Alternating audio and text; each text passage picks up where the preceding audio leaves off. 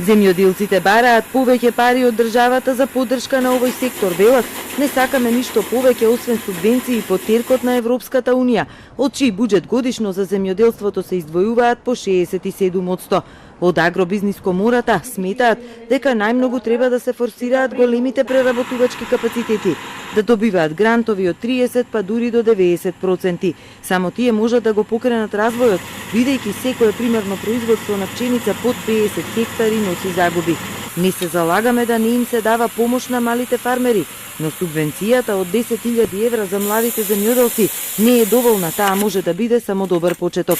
Да не го правиме земјоделството социјална категорија, тогаш би било работа на Министерството за труд. 10.000 евра е мала сума за било која дејност. За една дејност да се осмисли, да се направи, треба да се направи план, треба да се направи производство, треба да се за земјоделие, ако зборуваме за примарно производство, еден трактор кошта, сериозен трактор, од 10 до 250.000 евра. Зголемената цена на нафтата им создава маки на земјоделците, но велат уште ја нема ефтината зелена нафта. Секое зголемување на нафтата е една од клучните ставки и тоа е покачена за некаде 30 до 46-7%.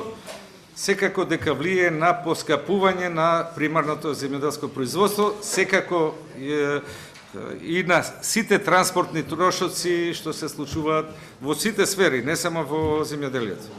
Во земјава откупната цена на пченицата е од 11 до 11,5 денари за килограм, но количините главно се извезуваат во Грција и Албанија, велат производителите, а во меѓувреме преработувачите увезуваат српско брашно. Велат, одиме по пазарната логика, најдобра цена за најдобар квалитет.